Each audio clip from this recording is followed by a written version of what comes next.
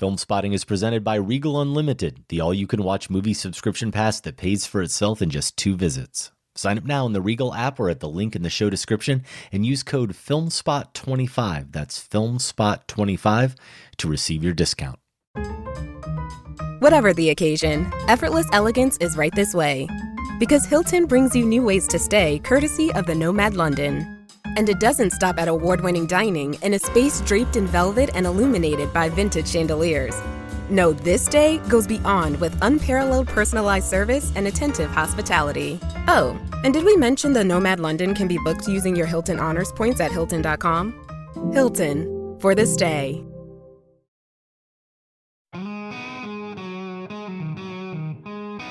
What kind of a show are you guys putting on here today? You're not interested in art? No. Now look, we're going to do this thing. We're going to have a conversation. From Chicago, this is Film Spotting, celebrating our 20th year. I'm Adam Kempenaar. And I'm Josh Larson. I'm probably not someone you want to date, because the next person I date, I'm going to marry. Are you hitting on me? That's Dakota Johnson, maybe hitting on Pedro Pascal in Materialists, the rom not-so-com from director Celine Song. It's her follow-up to 2023's Past Lives. Our review, plus the Stephen King adaptation The Life of Chuck, starring Tom Hiddleston. That and more. Who's Chuck? Ahead on Film Spotting.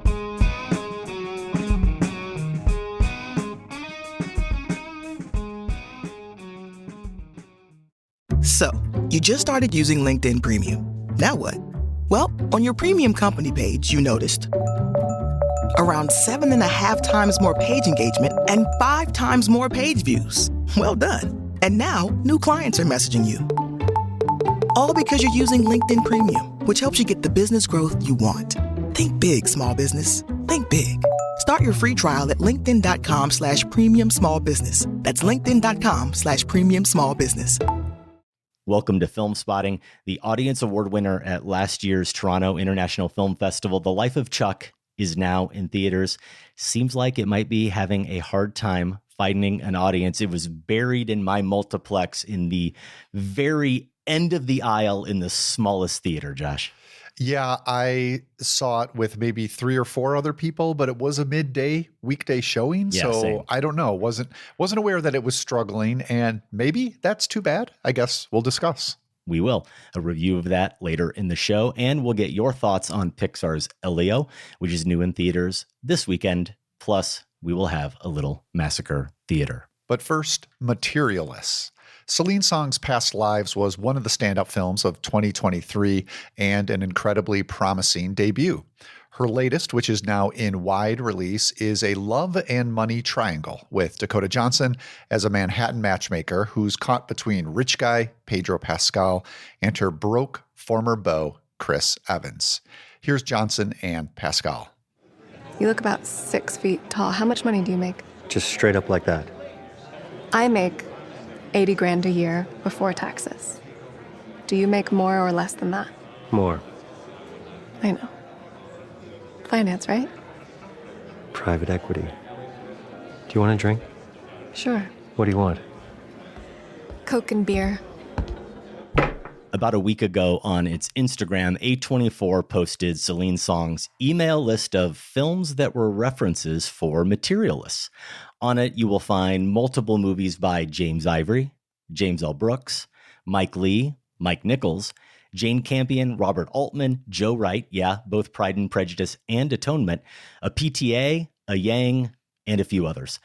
Under the heading Movie About Similar Job as Matchmakers were Jerry Maguire, Hail Caesar, and Moneyball, a section that may require its own show at some point.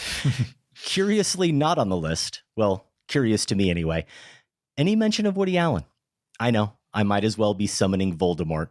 And while I know there are Allen films you appreciate, Josh, my hunch is that over the course of your cinephile life, you may not have been as big a fan of his work as I am. This prompt may then be quite dissatisfying. Nevertheless, the initial level on which Materialists satisfied me was the same as many Woody Allen movies. Watching smart, talky characters saying smart things to each other against the beautiful backdrop of New York City, with deference to David Wayne, it is almost another character, after all. And from the late 70s through the 80s, Allen's films, like Materialists, were mostly introspective, women-centered movies about navigating love and desire and disappointment. Annie Hall, Hannah and Her Sisters, September, Another Woman, Purple Rose of Cairo, Broadway Danny Rose, Alice. I might even be skipping one or two. I would not say everyone in Allen's films are bad people, just as I wouldn't say everyone in Song's film are bad people, but there's enough solipsism to go around. And sometimes both filmmakers are even in on the joke, taking shots at their fellow New Yorkers, such as the couple montages we get in Materialists where Dakota Johnson's Lucy the Matchmaker, her clients, with no hint of self-awareness whatsoever, tell her exactly what type of man or woman they want and deserve. Now, Josh, I'm not expecting you to go all in on the Song Allen model I've attempted to establish here, though, of course, you're free to accept or reject it. Mostly, I want you to tell me the level on which you appreciated Materialists and how you felt about the movie overall. The Allen comparison is interesting. You are probably right. I'm not the person to ask about the validity of that. I have seen, some of his more important movies. He was a filmmaker when I first encountered him many, many years ago, before a lot of Allen stuff I just didn't immediately click with. And so by the time I, felt like I need to give some films second chances or explore other ones, he kind of fell back to the bottom of the list of priorities. That said, I have seen Manhattan and immediately recognized it as brilliant. And I think that may be one of the key comparison texts. If you were going to do that exercise, I'll let you tell me. Hannah and Her Sisters I've also seen, but seems a little less of a fruitful comparison point. What I think you're probably onto is one of the things for sure you said, the smart dialogue. Materialists is so sharply written, maybe too sharply written for some of its cast, which we'll get to. But I definitely think that's one of the strengths, and that's surely a strength of Allen's movies. I think The View of New York is cynically romantic. And you describe those montages well of the New Yorkers exposing themselves and their vapidity in a way that Allen frequently would expose, his own faults as a narcissistic pseudo-intellectual in many ways. So they have that in common as well. The one key divergence, and maybe this can bring us more towards Materialists, that from the few Allen films, New York Side Allen films I've seen, is that I do think over two films now, Song has established herself as a romantic. And I think that impulse is there in the Allen rom-coms, if you want to say that I've seen. But ultimately, his characters are incapable of sustaining romance. They want it, they desire it, and they may find it fleetingly. Again, I'm mostly thinking of Manhattan here, but I don't know that we ever believe they'll find it. And I think that Past Lives, while acknowledging the messiness and complexities in the same way Allen does of relationships, while acknowledging those things, still deeply believes in a romantic endpoint. Materialists, I think, brings us there in a way that I didn't find quite as convincing as Past Lives did. I think it's a good movie. I think it's worth seeing. And there are some limitations to it. Why? For me, it's not on the level of Past Lives. For that matter, not on the level of Manhattan either. No, that's interesting. That take on Allen is interesting too, because Manhattan for me has maybe as conventionally a romantic ending as you could possibly have. And I might believe that ending actually more than I believe the ending here with Materialists. And I think that's key, right? Do you believe in it? It's less about plotting and what we're left with. And okay, do we believe this couple has a chance? Do they deserve a chance? Can they possibly make it? Well, and beyond that, do I care? Really, do I care is the key question. And this is one of those cases, I will say, and this is the fun part of talking this out. Unlike you, who 95% plus of the time, you have written out your review before you come to the conversation. So you already have rated the movie. I have never done that. I have a rating in mind and I usually stick to it, but I haven't had that occasion or that reason to do so. I usually know how I feel about the movie before the conversation. And like I said, I stick to that kind of gut reaction that I left the theater with. Here's a case, Josh, where overall I feel like I'm mildly positive about the movie. And that's how I felt coming out of the theater. But all of my notes, everything that I have to articulate about the film, it's all thoughts about why I'm not more positive about the film. And I've caught a few negative comments here and there, not from critics, but just a few commenters on social media who mostly seem upset that they got sold or expected, who knows what the marketing was. I didn't see the trailer for the film, but they expected a rom-com and they didn't get one. I have no issue with that. Again, I didn't see the marketing. I guess I do have a little issue, though, with not having much rom. I don't know. This goes back to what we were talking about. I don't know that at any point I ever cared whether Lucy ended up with either one of these guys. And part of that is because we're going to talk about other parts of it. But the first one I'll go with is part of that is that I never got the sense that Lucy herself felt much anguish about that. She never seemed to have much anguish about who she ended up with or whether she needed to end up with anyone at all. It really felt more like the plot needed her to end up with someone. That's clearly the course the movie charted for her. This is partly, I think, Dakota Johnson's performance too, but there's a coolness to her. There's a detachment to her that does make her kind of mysterious and interesting. One of those kind of cool New Yorkers who I don't mind listening to when she's having a conversation with someone. You are drawn to her. And it somewhat does heighten the emotional breakdown she has later over something that has no connection to her relationships.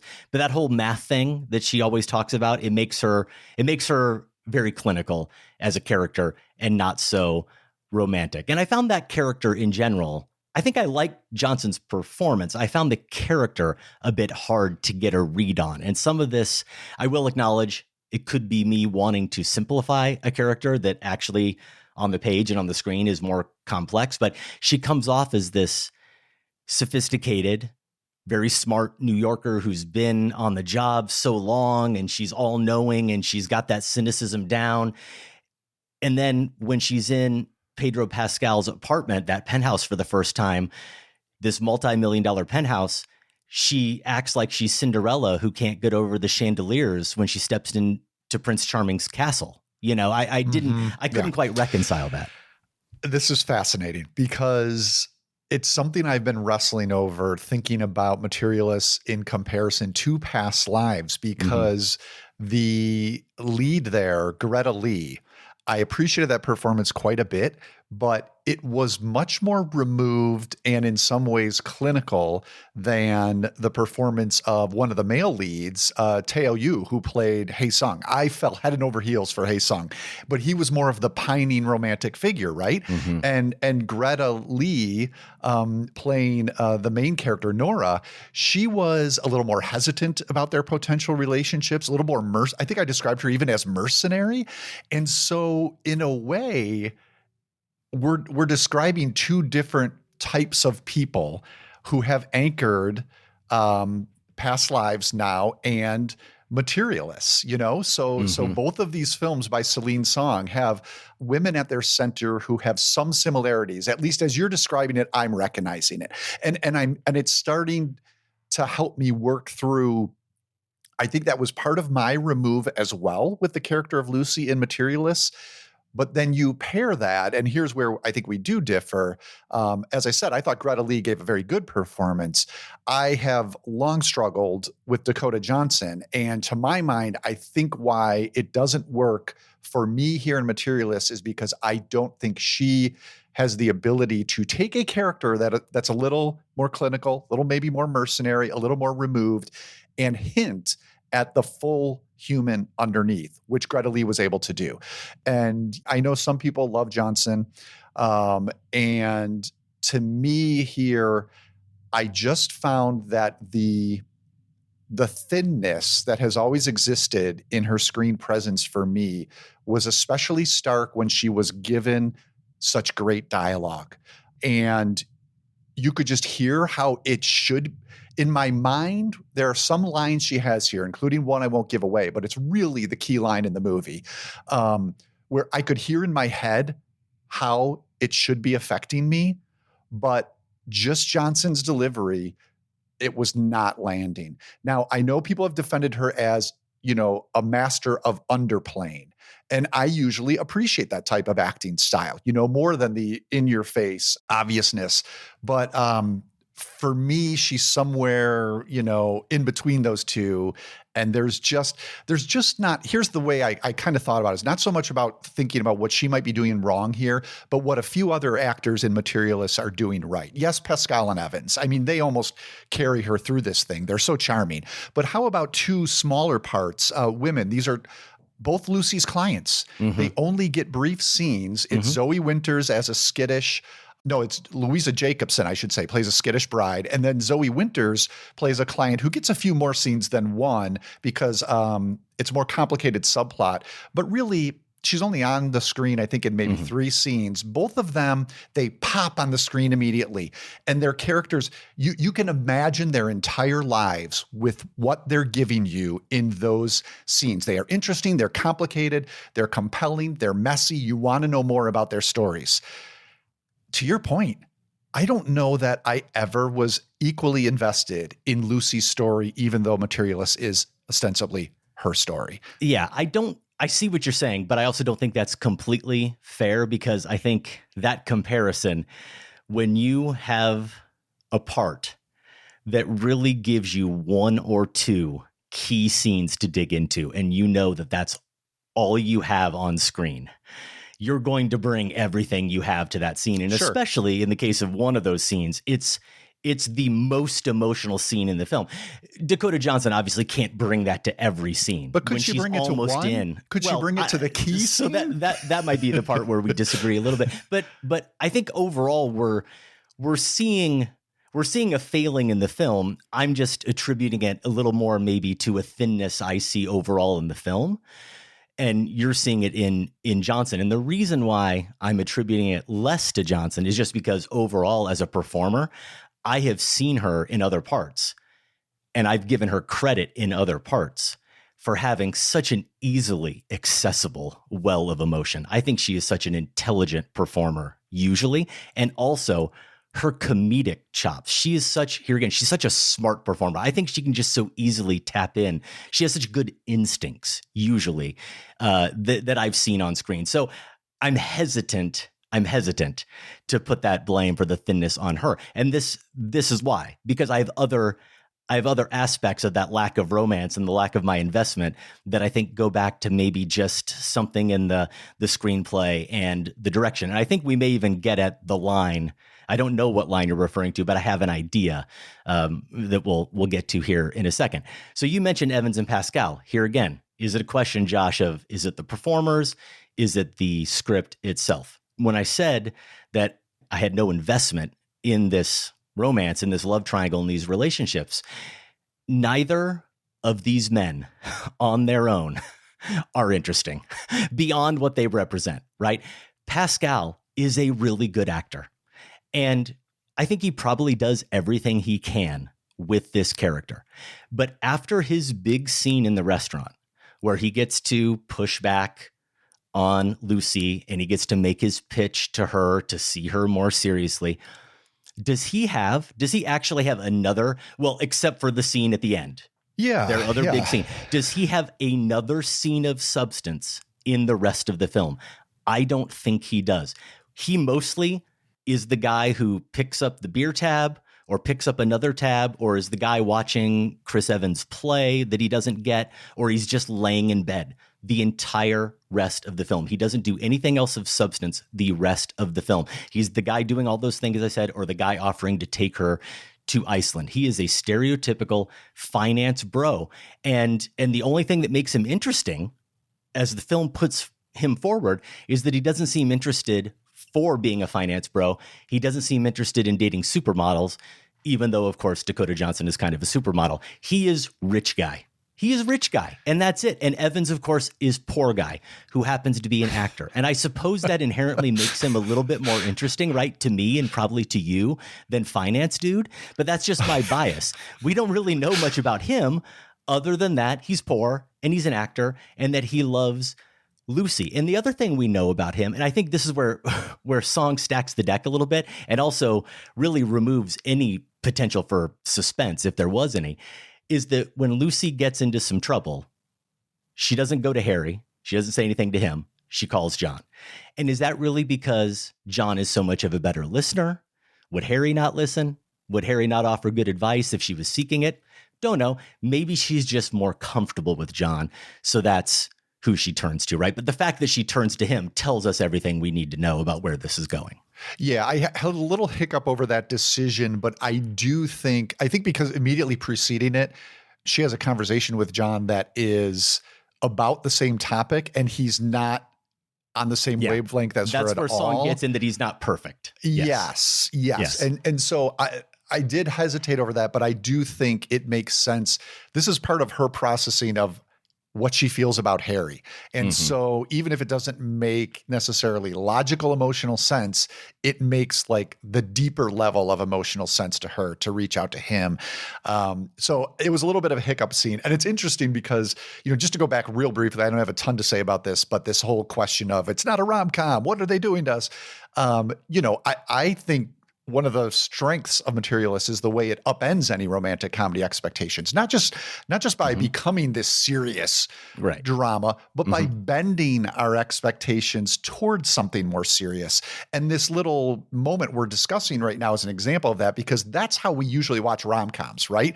They're very judgy movies. We as the audience are very judgy. We're always asking, why should she choose him? She should choose him. Wait, why is she making this decision? Why is she making that decision? And I believe that Song is after something more subtle and complicated. And so she's bending those expectations in little choices like that. Okay, I've got to defend these two, though. I know we've referenced their names, but now I do want to look on their IMDb page and see if they're credited as just rich guy. They could be. Harry and John are pretty boring names too. Sorry to all the Harry and Johns out there. You're not wrong. I think they are types for sure, but those types are bent in the same way the genre is being bent. And here I will credit, again, the writing. I think some of the dialogue is pretty exquisite that each men are given in certain scenes, and the performances. Here is where maybe I didn't believe in Harry as like a real human in the real world, or John necessarily, but I wanted to spend more time with them. I wanted to see how they did respond to Lucy and which relationship would go where. And I think you're underselling the two key scenes that Pascal has. His introduction, which is fantastic. The whole meet, it's not even cute. It's just meet charming at the wedding, I think works and establishes him as something more than just rich guy. Okay, he does have these other interests. Why does he pass up these opportunities that he has that you're mentioning? There's curiosity there, at least for me. And then the later scene, which does give away a lot, so we don't want to get too much into it. But I think that's where Harry just opens up into, you're right, this guy who we thought we had pegged is so much more. And in between, is it a lot of, Richard Gere and Pretty Woman montage? Yes. That's the thing. It's a little too late. But you know what? I was having fun in that montage. I wanted to see what restaurant he was going to take us to next. Sure. Now, as for Evans, I think his character is maybe even more thinly written, but there's something about the way Evans looks at Dakota Johnson that makes you believe. I agree with that. I'm not faulting his performance there's something there.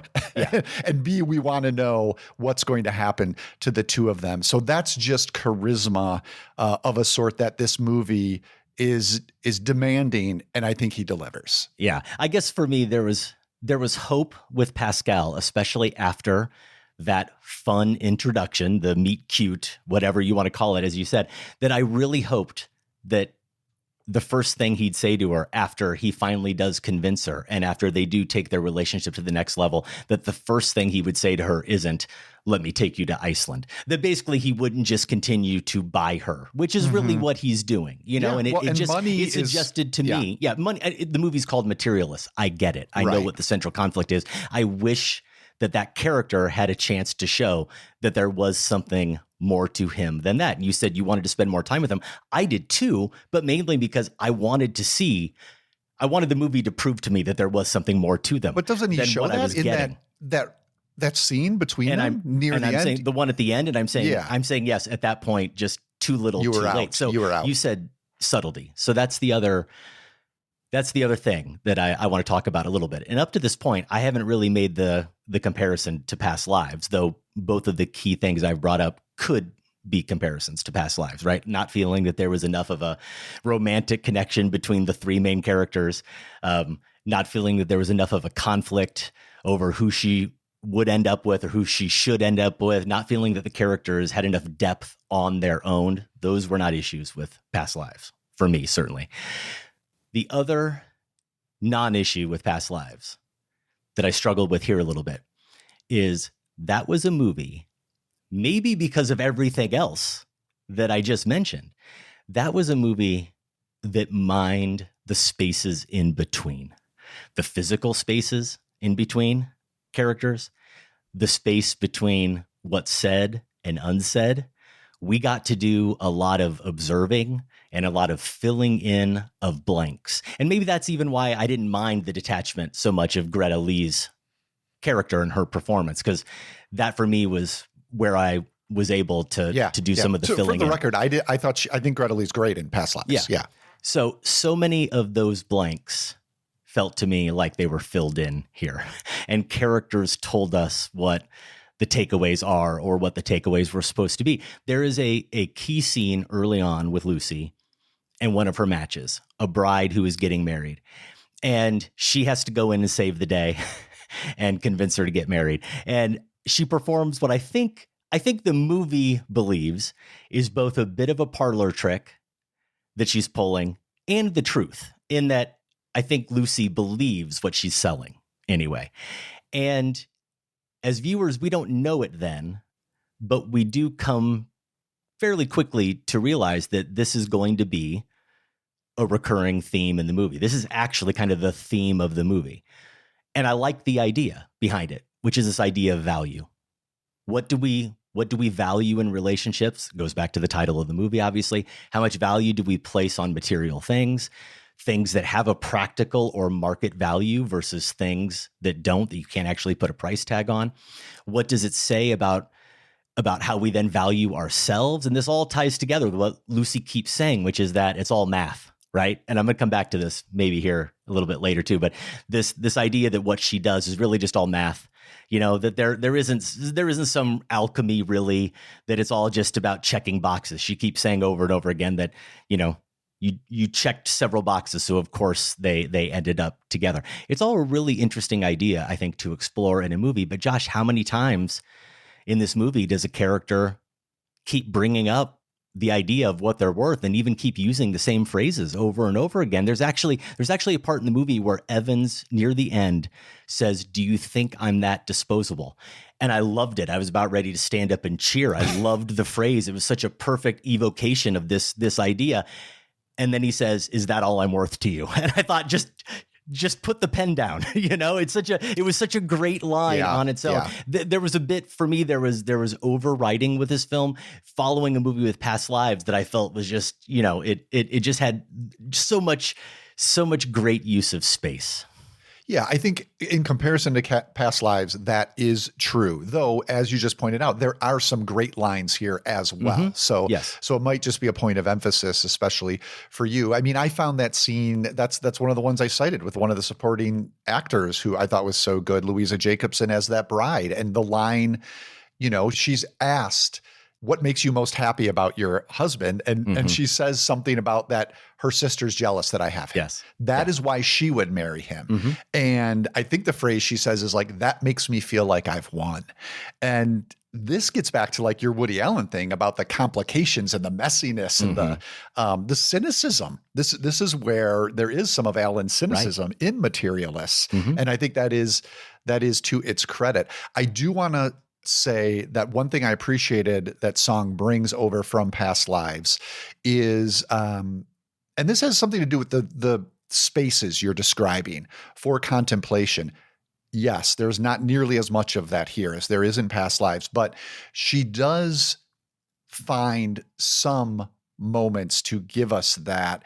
And the camera work is part of it here. She's working with Xavier Kirchner again from Past Lives. And there's a softness to the cinematography and also an unhurried camera, I think, to many of the scenes that I found to be contemplative compared to here's another rom-com expectation. Rom-coms move very fast, right? Very fast. And here, even the montages of Harry as Richard Gere in Pretty Woman, those aren't hurried. Those aren't fast. No. We're able to sit with them quietly in these gorgeous, soft, and yes, maybe it's all a play on the same idea that he's spoiling her. But I think there's a lot of back and forth between them in those scenes too. Exactly what are we doing here? What do you want? What are you looking for? Both of them are realists and cynics to the point that at the end of the day, they both understand, I think, his wealth is not going to seal the deal.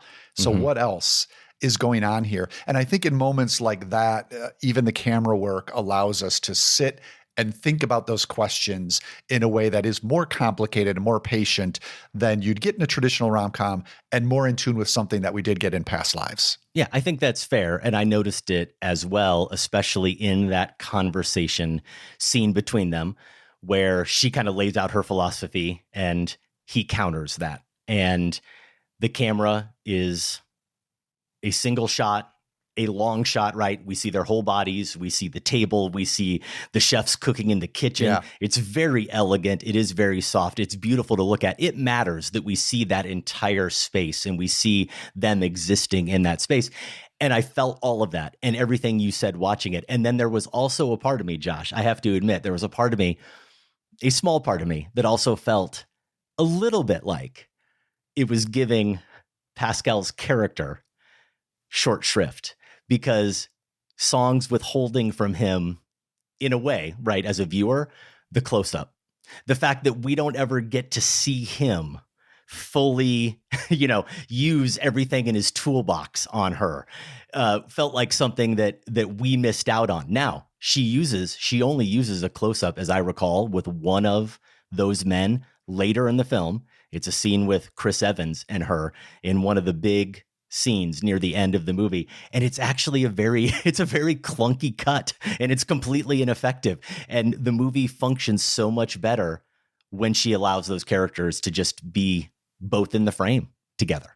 That's my sense anyway. Yeah, I'm trying to remember if Pascal gets any close-ups in that opening wedding meeting scene. There may be one or two there. But yeah, and the other moment we haven't touched on, but I do think is key as far as the John relationship goes, we do get an instructive flashback moment. Now, maybe to Lucy and John's previous relationship. Now, maybe you could say that's shortcutting because it's not a motif where we get more of these later, right? I think it's a standalone flashback. I believe unless I'm misremembering. But I did think it was quite effective in deepening his character and chipping away at the type, the poor guy romantic type that he's playing. Yeah. I did want to bring this up. I said I was going to maybe come back to this idea. Of course, this wasn't in my mind at all as I was watching the movie or even as I left the theater because I hadn't yet seen The Life of Chuck. We're going to talk about that movie a little bit later. And sometimes this happens, right? We see two movies. It sort of randomly happens that two movies open at the same time and there's a connection between them. And it only occurred to me as I was preparing for our conversation today, all this talk in Materialists about math. She brings it up over and over again.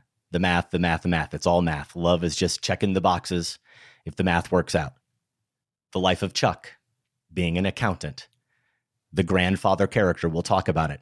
Near the end of the film, a great deal of attention is paid to this idea of math. And I'm not spoiling anything, nor am I sort of jumping ahead of our conversation.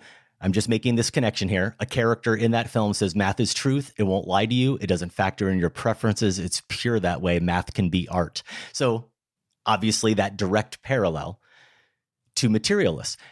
But what strikes me, and I'm just curious whether or not you see what I'm saying here, or am I just overcomplicating something? She keeps saying that matchmaking and love is just math, math, math. And my question then is, so why is she good at her job? Why do you even need a matchmaker then? Why doesn't the movie acknowledge, actually, like The Life of Chuck does, that math is math, but math can also actually be art? If math is just math and love is just math, then why not just have an algorithm do it? Why not have the computer literally just check the boxes and connect people? I saw a Hollywood Reporter headline for this movie where a matchmaker was praising the movie for how it portrays the profession. And I was kind of confused, Josh, actually. I mean, I get it, but also I was confused because I think the movie is a very confused portrayal at minimum, because the movie says, or it seems to suggest, that you need a human being, that she's really great at her job and you need people like this who care.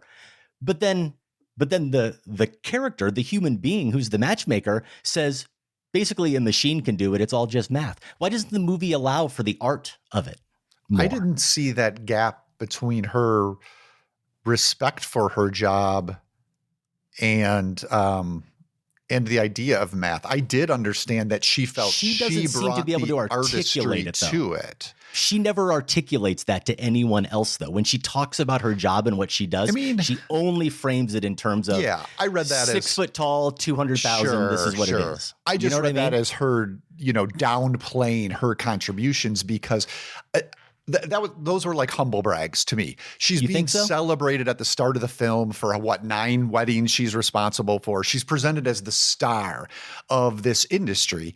And that suggests that there is some art to it, that you can't just hire someone, plug them in, give them the profiles, and they'll add up to get the right equation.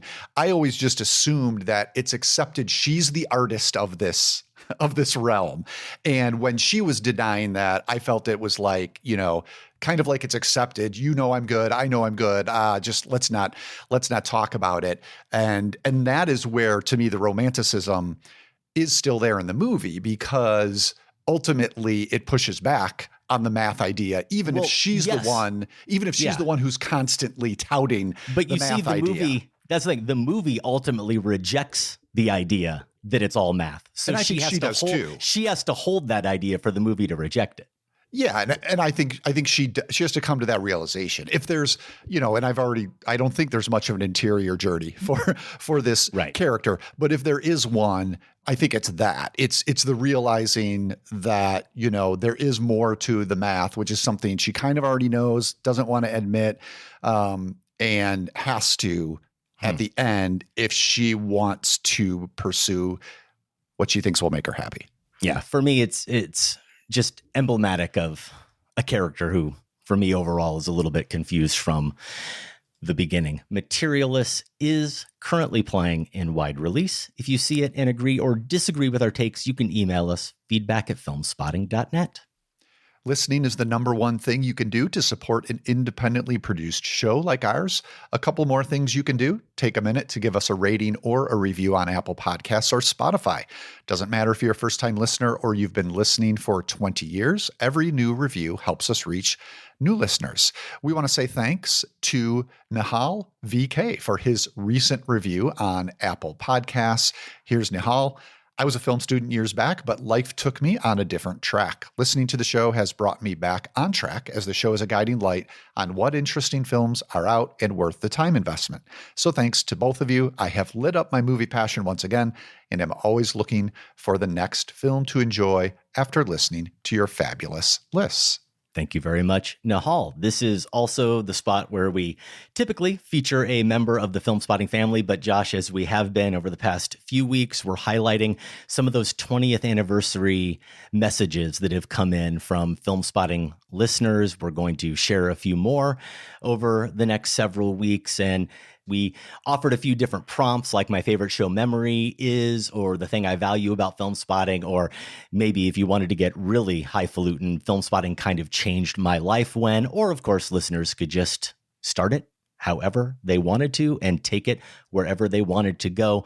We've got a couple here from longtime listeners and friends of the show, Devin and Amy. Hi, I'm Sam and Josh. This is Devin in Long Island City, Queens, New York. Just wanted to say congratulations on 20 years of podcasting. You've been my go-to podcast since 2011, And I just want to thank you for bringing me insightful analysis, some very good friends here in New York, and of course, constant creative inspiration. Here's to 20 more years, guys. Hey, Film Spotting, Amy Sullivan here. I've been listening to the podcast since Adam first started talking about Brick on just about every episode. From the first podcast, I've been struck by how the hosts seemed to be including me in their conversation. It didn't matter that I didn't know much about movies. They just wanted to welcome me into what eventually they called the Film Spotting family. And Film Spotting really is an extension of my family. When I encouraged Kat to apply for the PA job, I felt like I was sending her to ask a favor of 2 Chicago uncles she didn't know she had. She was worried she didn't know enough about movies, but quickly learned that at Film Spotting, it's all about that shared enthusiasm and great conversations. For me, trivia spotting is where I feel that sense of family the most. From those quiet, introverted newbies to the trivia savants, to those of us with randomly niche knowledge, everyone gets greeted with that warm welcome like we've known each other forever. I guess my favorite thing is that when you listen to Film Spotting, you're family. Happy 20th anniversary, Film Spotting, from the Movie Mom. Both family members, and Devin is someone who I recently saw part of that New York Mafia, who I was able to catch up with on my recent trip into New York City and have a drink with. Also, just a big thanks to Devin.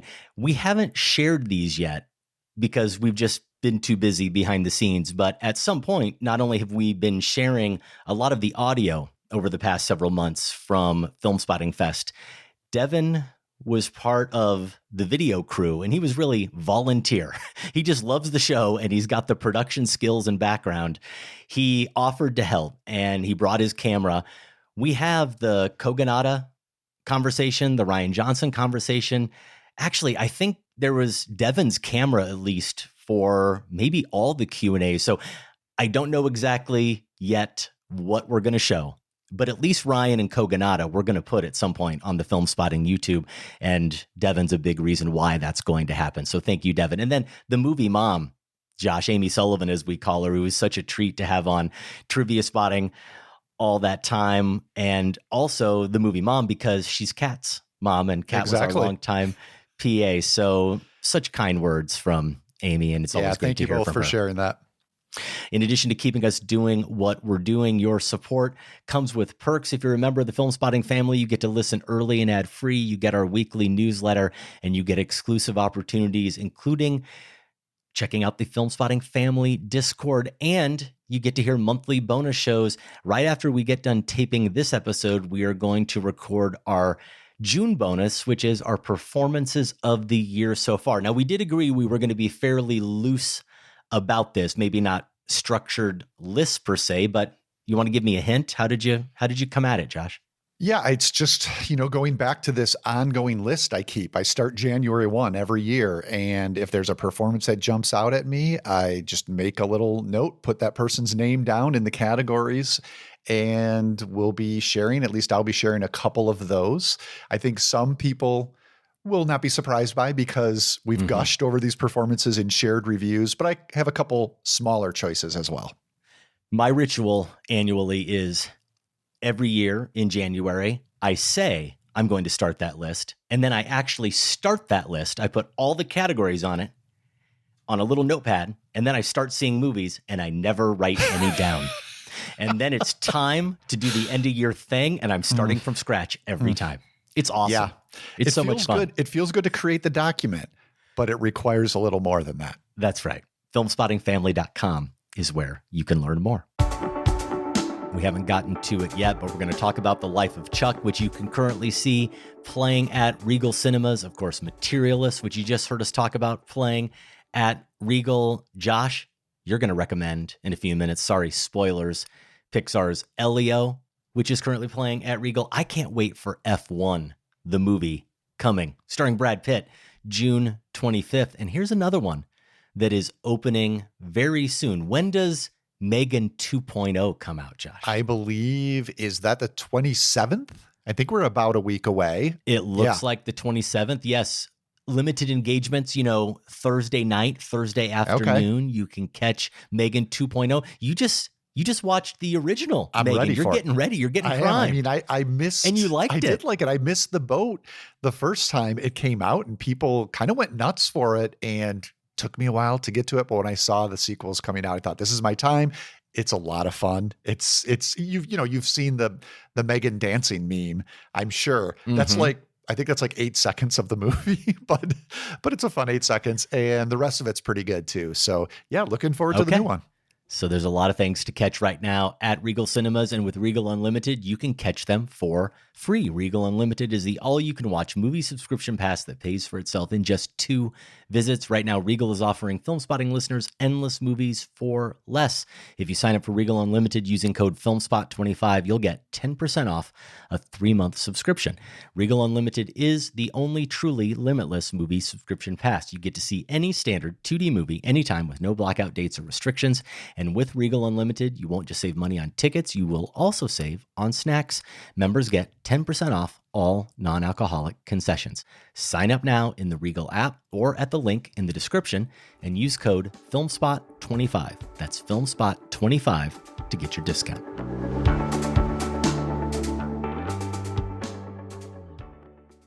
USAA knows dynamic duos can save the day, like superheroes and sidekicks, or auto and home insurance. With USAA, you can bundle your auto and home and save up to 10%. Visit USAA.com/bundle. Bundle savings are off total premium, not available in all states or in all situations. To qualify, auto policy must be active prior to property policy issue, subject to change. Restrictions apply. Membership eligibility and product restrictions apply and are subject to change. USAA means United Services Automobile Association and its affiliates, San Antonio, Texas. This is Elio of planet Earth. All I ever wanted was to find a place to fit in. So if there are any aliens listening, please come get me. That's from the trailer for Pixar's Elio, which is new in theaters. Elio is a space-obsessed loner whose extraterrestrial transmission is received, sending him on an intergalactic adventure. Josh, Elio is co-directed by Domi Shi, who made Pixar's very good Turning Red. Is Elio any good? And please tell me Four Town makes a cameo. Oh, wow. I mean, that would be amazing, except that this movie probably has too much going on already. I did like it. It has a lot of those Pixar qualities you look for. There's a nice patience for storytelling, especially as this movie begins. It settles into itself quietly and calmly compared to some of the other animated and antic kids films we get these days. Of course, it has the astonishingly tactile digital animation. I enjoyed the score too by Rob Simonson. So there's some good stuff going on here. I did like it, but it is, man, it's just so packed and works its way, and this might be better for you than me, into like a junior-sized Guardians of the Galaxy movie. There's just a ton going on in terms of interstellar conflict and negotiations. And I found that the more characters we got, the more the narrative expanded, it was harder to find that emotional center that we also look for in a Pixar film. It goes for it, and it might land for others more than me, but it didn't quite as much as I might have hoped. It's interesting, to mention Domi Shi as one of the directors here. Turning Red is incredible, I think. And that was largely, she was the only director on that project. And here we have her, as well as Madeline Sharafian and Adrian Molina.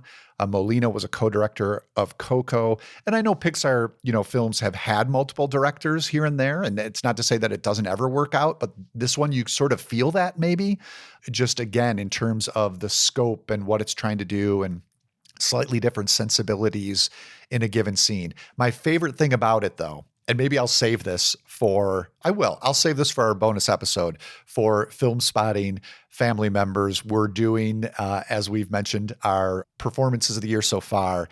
And there is a vocal performance in Elio that's just incredible at this early point. I'll probably, put it on my list as an honorable mention to just remember towards the end of the year.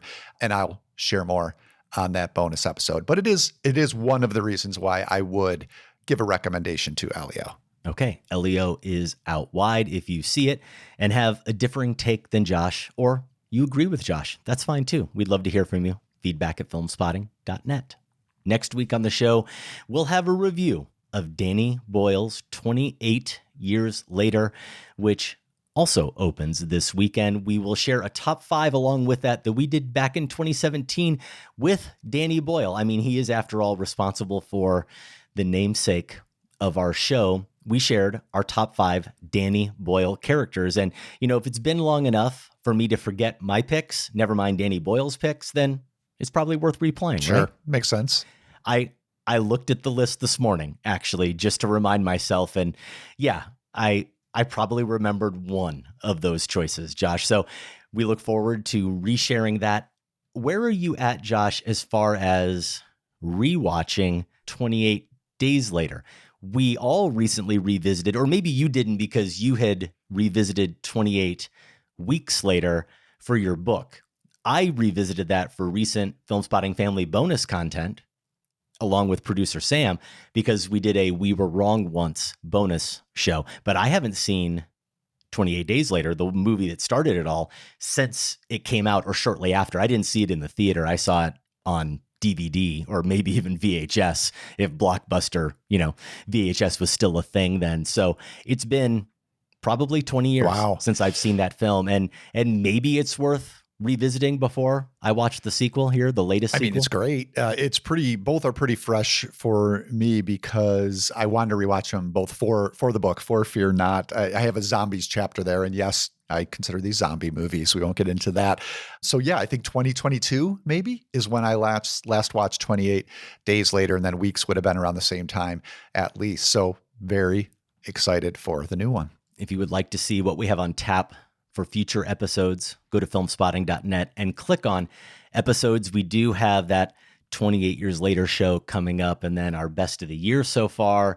We have a top 5 Jack Nicholson scenes coming up. We're going to revisit One Flew Over the Cuckoo's Nest for its anniversary. What anniversary is that? 75. Ooh. So that makes it 70. It makes it 50. Yeah, that is sounds that right. What it is? It makes it 50, 1975. Yeah, that should be pretty easy for me to do, considering I was born in 1975. And I had to carry the one there live on air for everyone to hear how not bright I am. Let's just end it here. Filmspotting.net/episodes. So what's the story? 25 words or less? Okay. Movie exec calls writer. Writer's girlfriend says he's at the movies. Exec goes to the movies, meets writer, drinks with writer. Writer gets conked and dies in 4 inches of dirty water. Movie exec is in deep shit. What do you think? That's more than 25 words. And it's bullshit.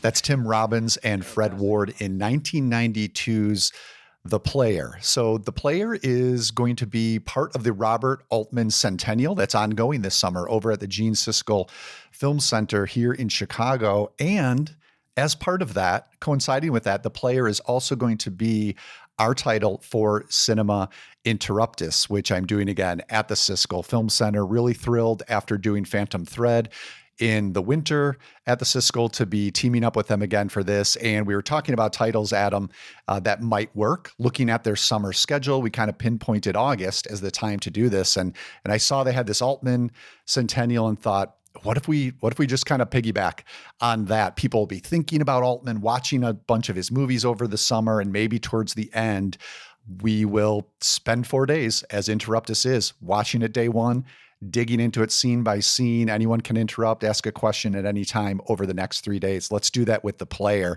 And I have since watched it. It's totally going to work. It's going to be so much fun. Not just the cameos and the movie references, but that opening single take. I forget how many minutes it is now, but a lot of filmmaking stuff to dig into. Is The Player one you've seen since it came out, Adam? Or do you think it's, for me, this was the first time I'd watched it since 92.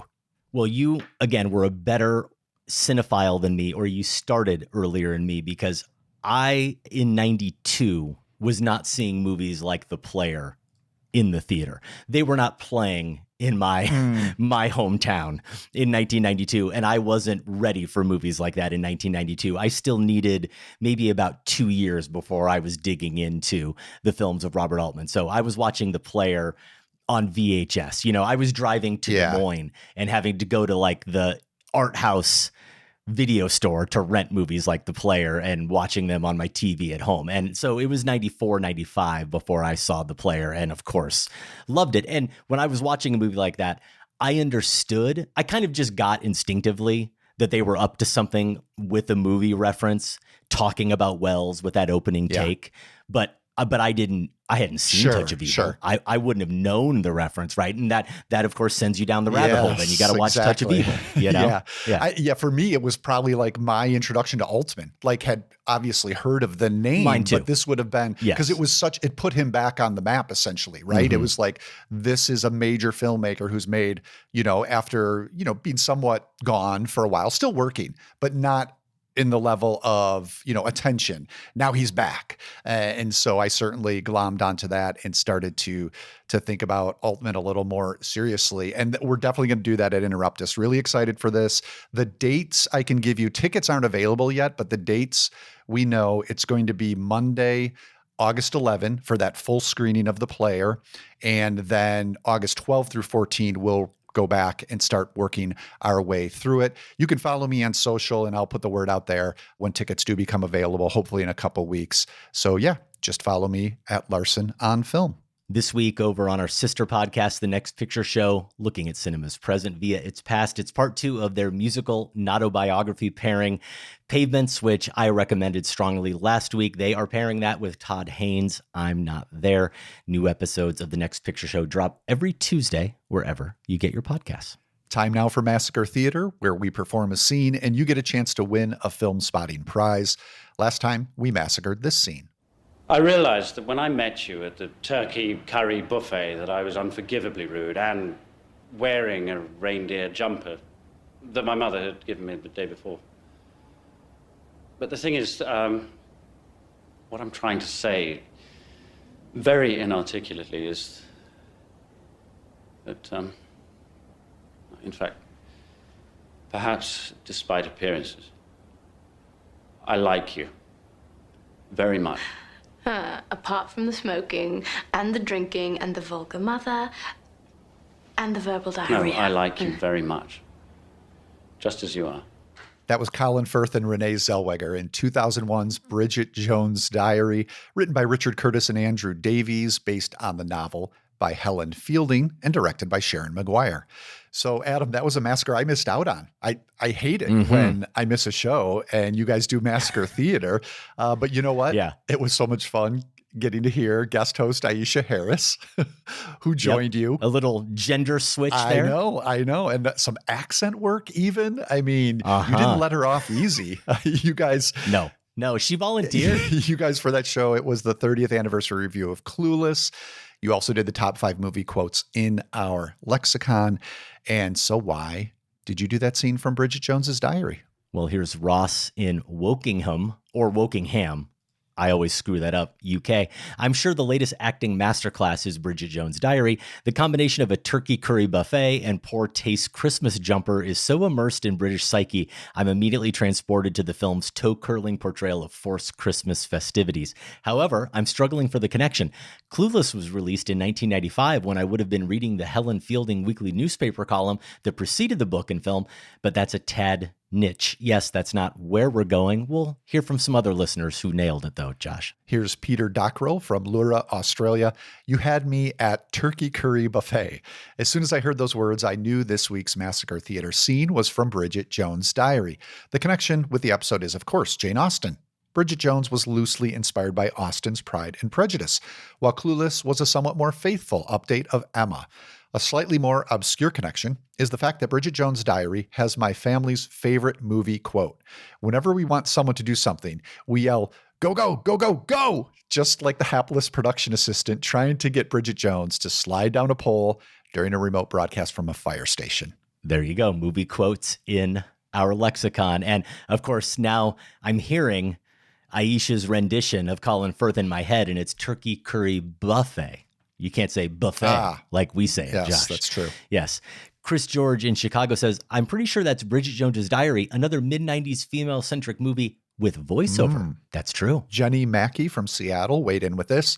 Just like Clueless was a modern retelling of a Jane Austen classic, Bridget Jones' Diary is a modern retelling of Pride and Prejudice. Colin Firth even replays Mr. Darcy from the 1996 BBC miniseries. Little added connection there. Finally, Jessica Klein in Saskatoon, Saskatchewan says, it's rare that I know the Massacre Theatre within the first few words. Yes, for me, Turkey Curry Buffet was indeed a dead giveaway. Bridget Jones' Diary is one of my formative movies and was a part of my storied VHS collection. In fact, I used to watch it every time I had relationship troubles and needed a little pick-me-up. Now that I'm going on 10 years married to the one who loves me just the way I am, I haven't had the occasion to watch it recently, but hold a soft spot in my heart for silly little Bridget and her romantic misadventures. Keep up the great work. This podcast is one of my absolute favorites, and I look forward to it every week. I think Jessica's saying she loves us just the way we are. Oh, thank you, Jessica. Indeed. Thank you to everyone who entered a much more brimming hat than the week before, the 2 weeks before for Strangers on a Train, Josh, which was nice to see. Reach into the hat and pick out this week's winner. That would be Evelyn So from New York, New York. Evelyn, who has been a listener since at least 2006, first time winning Massacre Theatre. Wow. Congratulations, Evelyn. Email us, you know the address, and claim your prize. You get the tote bag, you get the t-shirt, or I'd say you get a trial membership to the Film Spotting family, but Evelyn's already a member. Congrats. That was the greatest acting I have ever seen. I just don't know how you do it, Gary. How do you make yourself so somber and emotional to make everybody cry like that? It's not that hard, really. I just think about the saddest moment in my life. We move on to this week's edition of Massacre Theatre, and yeah, this is some real acting here by two really good This is performers. my punishment for criticizing Dakota Johnson, not being able to pull off the romantic delivery that Materialists required. Now I've been given that job for this movie. That's right. And I'm going to be not nearly as good as she is. I know we are doing this over video. Thankfully, we never show this part to listeners. And I'll let them in on a little secret. We never actually do the nonverbal stuff because, of course, we're terrible actors. My part requires an amazing bit of nonverbal acting here near the end that I definitely cannot deliver. So I'm not going to try.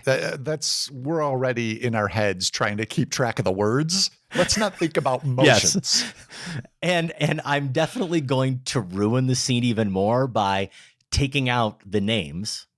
To change it up a little bit, I have inserted pretend names that are going to mess with the flow even more. So it is what it is. That's my excuse. I'm messing with the flow, Josh. Well, that's why I won't be any good either. Okay. Are you ready? I'm going to start it off. Are you ready? You're going to give me the action. And action. Hey, Einstein, I think you're the devil. You know I'm not. How? Because I think we have the kind of friendship where if I were the devil, you'd be the only one I would tell. Well, you were awfully quick to run after Ned's help when you wanted help. All right, fine. Yes. And if things had gone well for me tonight, then I probably wouldn't be saying any of this. I grant you everything. But give me this. He personifies everything that you've been fighting against. And I'm in love with you. How do you like that? I buried the lead. And scene. Well, I went to three different registers in that last bit. I don't know if they were the correct ones. I mean, your guy, though, he really brings it down, Josh. I think you almost got too high. Too high. Yeah, you almost didn't get down into the almost whisper that he gets to. Well, it's too bad we don't do second takes. I felt something. Yeah, we don't. If you know what film we just massacred, email the movie's title and your name and location to feedback@filmspotting.net. The deadline is Monday, June 30th. We'll select the winner randomly from all the correct entries and announce it in a couple of weeks. Switch to Verizon Business and get more from your internet without paying more for your internet. Get LTE Business Internet starting at $39 a month when paired with select business mobile plans. That's unlimited data, and with it, unlimited possibilities. Start saving today with Verizon Business, ranked #1 in small business internet customer satisfaction by J.D. Power. Starting price for 25 megabits per second LTE internet plan with smartphone plan savings, plus taxes, fees, and economic adjustment charge. Terms apply. For J.D. Power 2024 award information, visit jdpower.com/awards. When you look up at the night sky, it can tell you stuff about your future.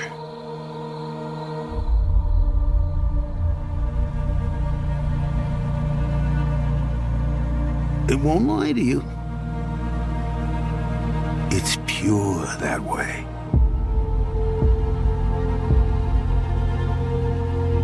You might see a lot more than you wanted. That's from the trailer for The Life of Chuck, which is currently playing in wide-ish release. The tagline for Mike Flanagan's adaptation of the Stephen King novella is an extraordinary story about an ordinary man. Tom Hiddleston is that ordinary man, Chuck Krantz. As we mentioned at the top, the film won the Audience Award at last year's Toronto International Film Festival. That's often a bellwether for maybe not box office success, but usually award success. Now, just about every Audience Award winner for the last 20 years has been nominated for a Best Picture Oscar, and several have won. A midsummer release from Neon on about 1,000 screens doesn't seem to be playing into those Oscar expectations. What do you think, Adam? Is this one we need to reclaim for people to tell them to rush out and see? I don't know if they need to rush out to see it. I guess I do hope more people see it.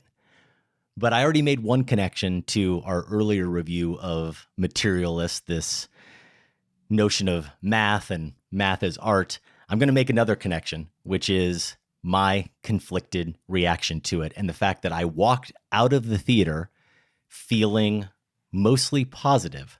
And the more I processed my reaction, the more I found myself just writing down a bunch of negativity. And I don't know why that is. It's a pretty easy movie, or I thought it was a pretty easy movie, Josh, to recommend to people. But after working on my notes, my thumb isn't just teetering, it's kind of fallen. So I'm going to see if you can nudge it either farther down or you're going to help boost it back up. In terms of what I liked, Hiddleston's spontaneous dance sequence is as alive and exhilarating as the movie needs it to be. It works. But I like it more than that. But once the Pocket Queen's rhythm fades, the film never quite regains its momentum. The Pocket Queen is a reference to the drummer. That's her real name, what she goes by, the performer in that scene. And I'll get into that a little bit more later. I think that's the high point of the film. That's how much I liked it. I really love seeing Mia Sara as the grandmother. Sloan. She's done a fair amount of TV work. I haven't seen any of it, but not much film work since playing Sloane Peterson in Ferris Bueller's Day Off. And she just has such a regal performance. She's such a regal presence, and she gives such a regal performance excellent. Here. She is. And going back to that Hiddleston number, watching it, I was so keenly aware of how they shoot it appropriately, like a really good musical number. And then it only makes sense when her character in the next act starts busting out the classical musical films to show Chuck as a younger boy as she's teaching him how to dance. So I really loved her presence. I loved her performance, and just seeing Mia Sara again. Here's the other thing I liked. What a coincidence that last week we were talking about the Phoenician scheme and the extent to which it was or wasn't Wes Anderson and the most he has dealt with or he's dealing with our present circumstances. Well, Mike Flanagan said, "Hold my flaming bottle of Malort." Many of us have said many times over the past 10 years, but especially the past 5 and really heightened over the past year or so, that we feel like the world is completely unraveled, that if we're not already in the midst of catastrophe, it feels like it's right around the corner.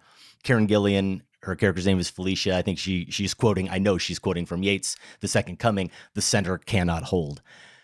Stephen King in The Life of Chuck, here obviously Flanagan adapting, plays out that thought experiment in the opening act, starting with part of California just falling off and then the internet going away. And it was handled harrowingly, but delicately enough, because when I say harrowingly, it's not like we see it occurring, right? The people on screen aren't experiencing any of this pain directly. Where they are, it's the East Coast. They are relatively isolated so far. Their homes aren't the ones that are falling into the ocean. They aren't the ones who are dying of starvation. We hear about some people at one point whose cars have fallen into a sinkhole on Main Street, and they're probably not coming back from that, but we don't see that. We don't see any of our main characters directly suffer in that way, but we do see their lives completely upended. We see their exhaustion. We see the fear that they're living with, the dread, the sense of inevitability. And that's really what this film was about, the sense of inevitability and the fear of death, the waiting for it. And for most of us, fortunately, that's what it is, right? These very clear dangers may feel imminent, but not be present, or they're present, but for other people around the world and haven't come for us yet. And Josh, watching that opening act of the film, I felt like I was watching an instructional video for the apocalypse. And it sucks, but I needed to process it along with these characters. And I wanted to see how King and Flanagan were going to play this all out. I wanted to see how they were going to resolve this fantastic, but not so fantastic, way too realistic seeming scenario. I wanted to see how they were going to resolve it. How they did ultimately resolve it is part of my disappointment with the film. But that is my initial, at least in my main list of things that I did really like about this movie. And so I'm gonna stop there. I want to know what you also appreciated about the film. Yeah, I think that opening section is, I would almost call it a red herring. I mean, there is a reason for it that's deeply related to the film's central concerns. But coming into this knowing nothing about it, haven't read the Stephen King novella, didn't even know the plot, am sorely, for a horror fan, sorely ignorant of the work of Mike Flanagan, both me too, his television work and the features he's made. So really came into this not knowing what I was getting. And I thought, wow, is this going to be like a, No Baumbach's White Noise or so, something like that, that's really interested in commenting on these times filtered through King's work. And it's not that at all. It is, I can't say what it is because I don't want to spoil that, but I do think it's important to point out that that's not what this movie, that plot is not what this movie is interested in. It's not the film. Am I compelled by what it is interested in? I would say we've had similar experiences with both of these movies this week. Appreciated them while I was watching them, came out of them thinking, about some of the things that just nagged me a little bit, but I'm still coming away saying, give it a shot because there's enough goodness here. I think you referenced, a couple of those things already. The performances for me are key. We meet Chuck eventually as a young boy of maybe, I don't know, 4th grade, 5th grade, something like that, played at this point by Benjamin Pajak. That kid just steals your heart. I mean, in this extended sequence where we get to see where some of Chuck's passions, but also neuroses are formed. And I think that is very movingly handled. This is a movie that some people are going to find deeply philosophical and thought-provoking, and others are probably going to find sappy and sentimental. I would say that I'm a little in the middle, but more forgiving of it. Overall, for me, the movie had this, it has a generosity and earnestness to it that gives it enough goodwill that I wanted to like it. if that makes any sense. Yeah, of course. And I'm not the easiest guy to get to shed a tear in a movie. And I will say that happened here. It's related not so much to the dance sequence, but to something you were talking about when we learn exactly why that dance was so crucial to Chuck as an adult. The reveal of that I thought was so beautifully handled, performed, and presented that I found it genuinely touching. Back to the performances real quick. I think Mark Hamill as Chuck's grandfather, though he gives a very long speech about math, which you referenced. Yes. And what I've read, I have edited some pieces on Flanagan's television work. And from that, I've learned apparently monologues are a Flanagan thing. For me. And I've heard too, Josh, real quick, it's a King thing. A lot of the monologues here, they come straight out of the novella. Which is maybe why he's so enamored with King, right? Exactly. Why he's drawn to it. That could be something that maybe doesn't work for you. Hamill's performance overall worked for me.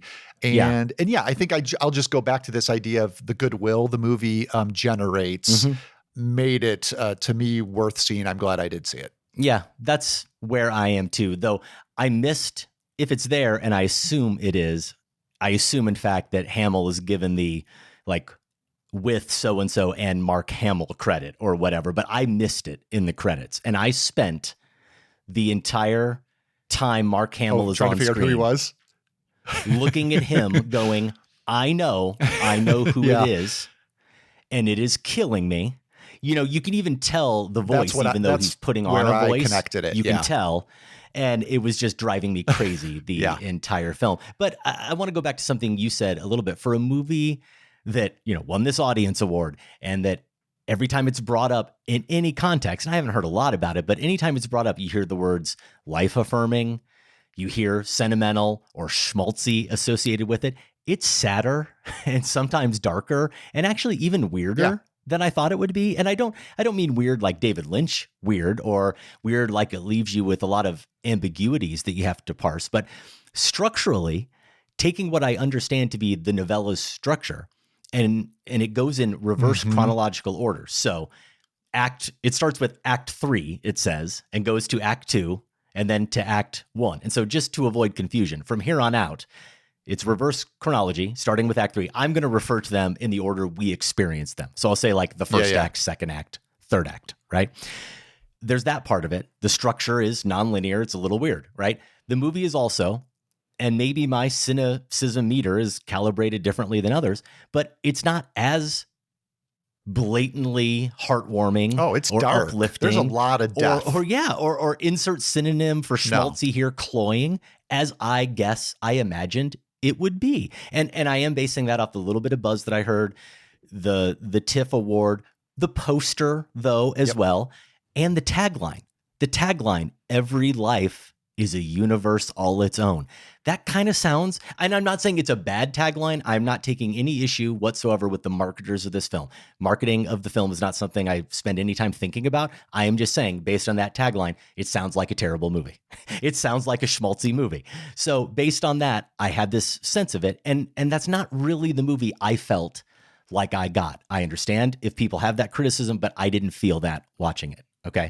I would say it's a somewhat sentimental confrontation of mortality. And yes, you need both sides of that. It's not trying to paper over anything horrifying about the fact that everyone will die, but it's finding a way towards that realization that is maybe somewhat comforting. Yes. And in going for that sense of comfort, it is, to use some of the words you use, there is a sincerity, there's an earnestness, and those things sometimes in film can be a little discomforting. We're not used to seeing them on screen sometimes with the level of sincerity we see them with here. There is a moment, the dance sequence that is there on the poster that we're referring to. A character does something that if we saw a character do in our everyday life, almost every one of us would walk by and actually actively try to walk as fast as we could to get away from. Okay? I think that's how most of us think. And this movie asks us to take time out and pause and take it in as a truly magical type of moment. So I bring up that weirdness in the structure, but also in how it doesn't go for the syrup the way I thought it might, because I think it relates to something that I respect it for that. And then also there's something about it where I wasn't able to connect with it quite as much as I wish I could have. Typically, a narrative is going to, I don't want to get into lame screenwriting 101 stuff here. I like when movies take chances, right? But a narrative is typically going to build to its emotional moment, the climax. And you might say we get it here. We have a really wonderful moment. The scene that I think effectively serves that function here is really lovely. But it is part of an act that for me follows the middle act with Hiddleston that is such an expression of pure joy that I think it's a tough act to follow. And the movie knows it because the voiceover that concludes, and Nick Offerman does the voiceover here, the line that concludes that middle act with Hiddleston, it sums it up. It says what that it's the heart of the film. Great line. Yeah. It's the key line of the movie. And so when that's sandwiched right in the middle of the film, it's hard for the movie, I think, to really build from that. It's tough when the most entertaining and I'd argue most emotional part of the film happens at the halfway point. What makes it even tougher though, Josh, is when you've got that entertaining, emotional second act right in the middle.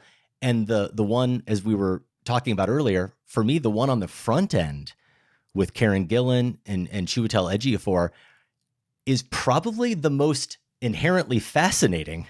And the one on the back end, although it has its moments, it really does. Some really tender, lovely moments. I think I know which one you're referring to, the one that maybe got you teared up a little bit. And I agree with you with Mia Sara and Mark Hamill.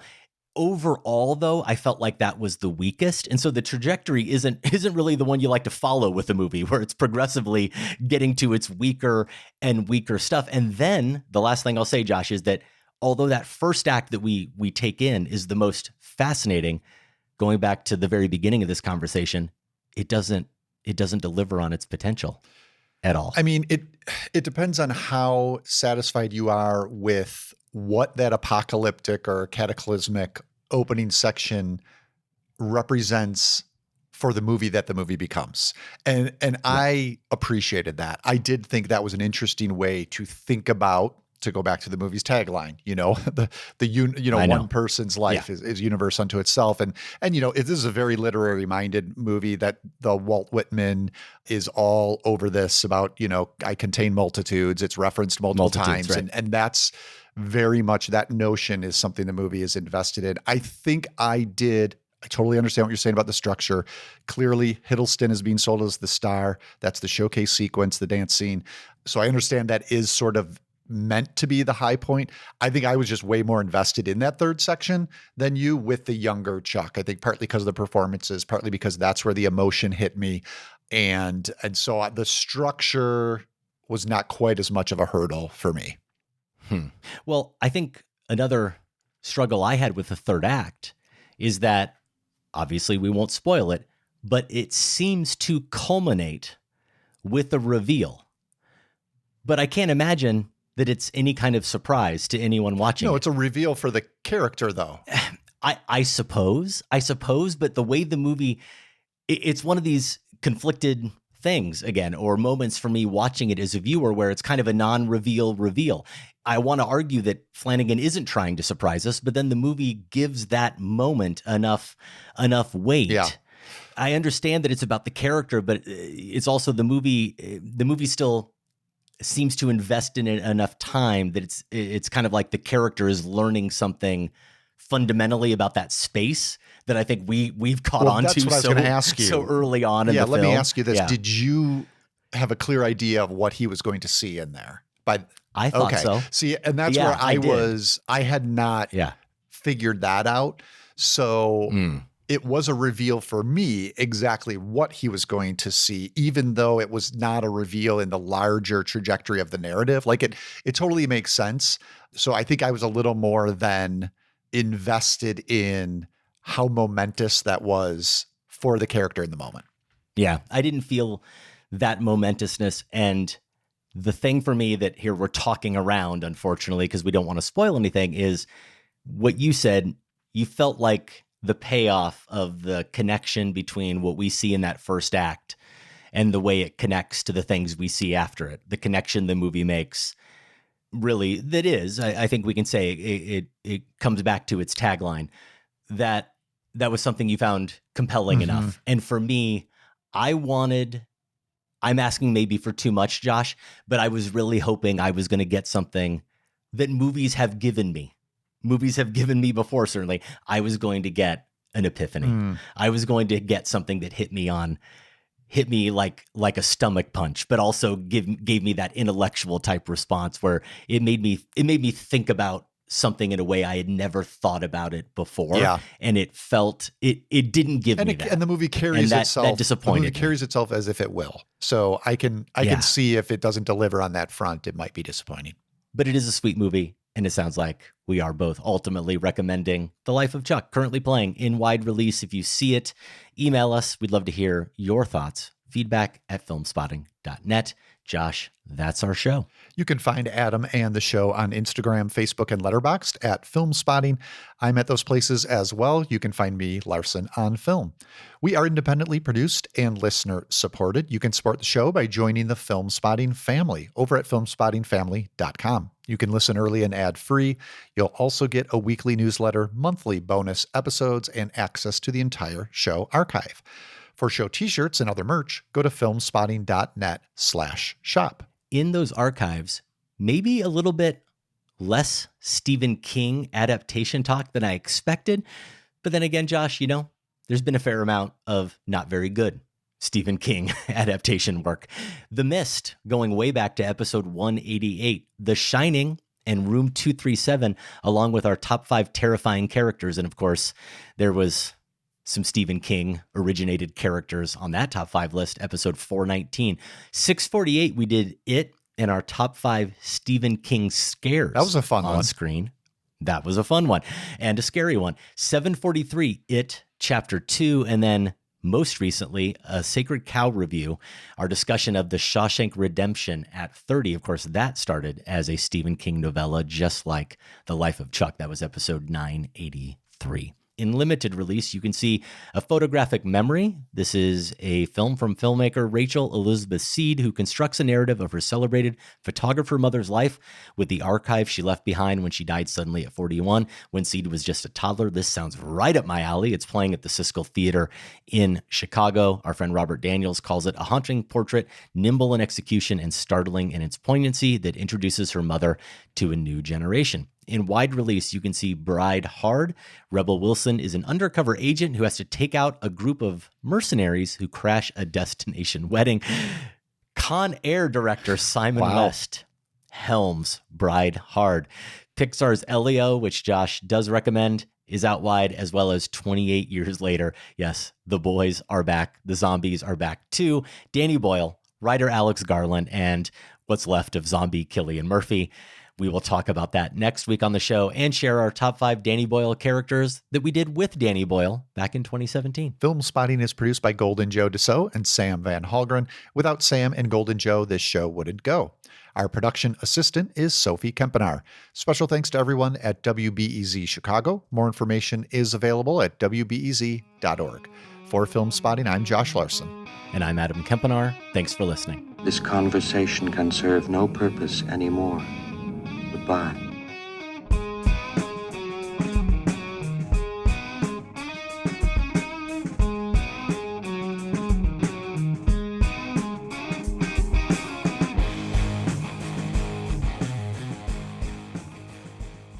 Film Spotting is listener supported. Join the Film Spotting family at filmspottingfamily.com and get access to ad-free episodes, monthly bonus shows, our weekly newsletter, and for the first time, all in one place, the entire Film Spotting archive going back to 2005. That's at filmspottingfamily.com.